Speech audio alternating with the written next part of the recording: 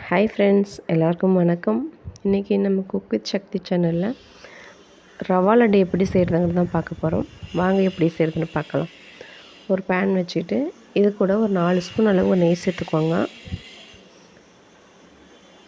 அது கூட ஒரு 10-15 முந்திரி பருப்பு சேர்த்துக்கலாம். நான் பாதி இது நல்லா உடச்சி சேர்த்துருக்கேன். ஒரு சிலது ரெண்டாக மட்டும் உடச்சி சேர்த்துருக்கேன்.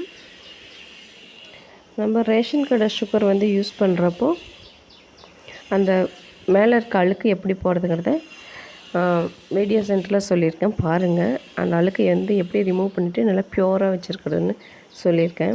இது கூட 10-15 காஞ்ச திராட்சை சேர்த்துட்டு அது நல்லா ஒரு கோல்டன் ப்ரௌன் வர வரைக்கும் ஃப்ரை பண்ணி எடுத்துக்கலாம்.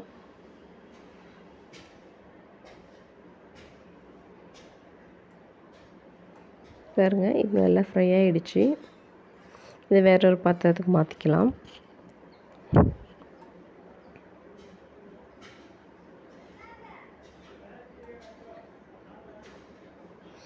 அவ்வளோதான்.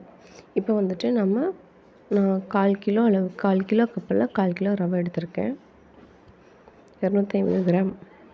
இப்போ இதை நல்லா பொன்னிறமாக வறுக்க வேண்டாம். அந்த நெய் ரவை ஃபுல்லாக ஸ்ப்ரெட் ஆகி லைட்டாக ஃப்ரை ஆனால் போதும். 2 மினிட்ஸ் ஃப்ரை பண்ணுங்க போதும். பாருங்கள், இது போல் உதிரியாக வந்தால் போதும். நல்லா கோல்டன் ப்ரௌன் வரணும் அப்படின்ட்டு ஃப்ரை பண்ண வேண்டாம்.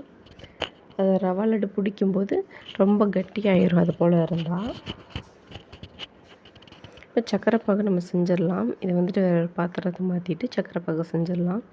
இந்த ரேஷன் கடையில் வாங்குகிற சுகர் நம்ம பாகு எடுக்கும்போது மேலே அழுக்கு மாதிரி இருக்கும். அது போக நம்ம 2 ஸ்பூன் அளவுக்கு சக்கரை பாகு வச்சுட்டு 2 ஸ்பூன் அளவுக்கு பால் சேர்க்க போகிறோம். பால் சேர்த்துட்டு ஒரு 2 மினிட்ஸ் கொதிக்க விட்டோம் அப்படின்னா அந்த அழுக்கெல்லாம் மேலே நுர மாதிரி வரும். அதை நம்ம கரண்டியை வச்சுட்டு ஃபில்டர் பண்ணி எடுத்துட வேண்டியது தான். அதுக்கப்புறம் சுகர் நல்லா அந்த சக்கரை பாகு நல்லா ப்யூராக சுத்தமாக இருக்கும், ஒயிட்டாக இருக்கும். இப்போ 1/4 கிலோ ரவைக்கு நான் 1/4 கிலோ சுகர் எடுத்திருக்கேன்.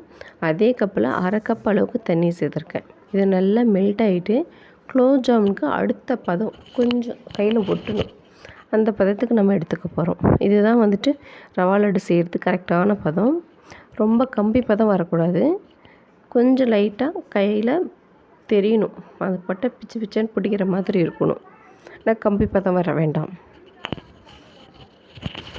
இப்போ நல்லா கொதிச்சிருச்சு. லைட்டாக அது போல் இந்த கம்பி பதத்துக்கு முன்னாடி ஸ்டேஜ்லேயே எடுத்துட்டேன். இப்போ இந்த சர்க்கரையை ரவை கூட நம்ம வறுத்து வச்சுருக்க திராட்சை, முந்திரி, ஏலக்காய் தூள் சேர்த்துட்டு நல்லா மிக்ஸ் பண்ணி விட்டுக்கலாம்.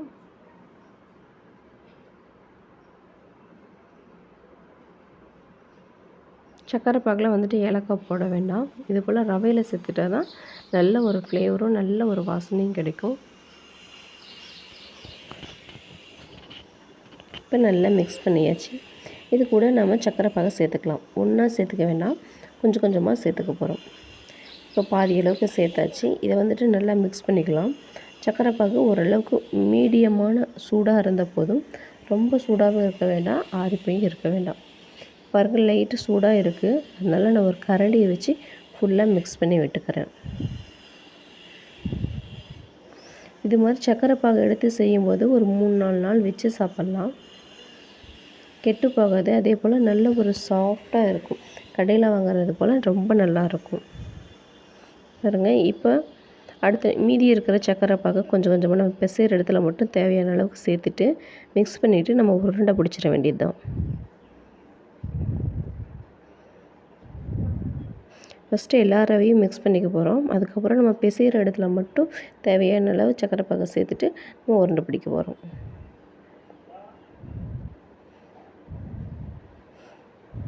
பாருங்கள், இது போல் கொஞ்சமாக எடுத்துகிட்டு ஒரு பெரிய நெல்லிக்காய் சைஸ் அளவுக்கு எடுத்துகிட்டு நல்லா அழுத்தம் கொடுத்து இந்த மாதிரி ரவுண்ட் பண்ணி நம்ம எடுக்க போகிறோம். நல்லா பிடிக்குது பார்த்தீங்களா?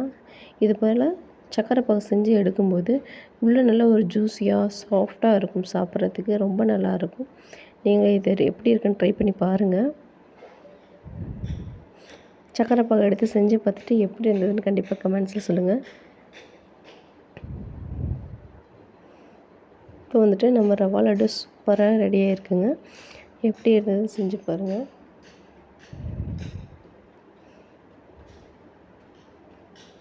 உங்களுக்கு இந்த வீடியோ பிடிச்சிருந்தா லைக் பண்ணுங்கள், ஷேர் பண்ணுங்கள், சப்ஸ்கிரைப் பண்ணுங்கள். பக்கத்தில் இருக்கிற பெல் பட்டனையும் ப்ரெஸ் பண்ணிக்கோங்க.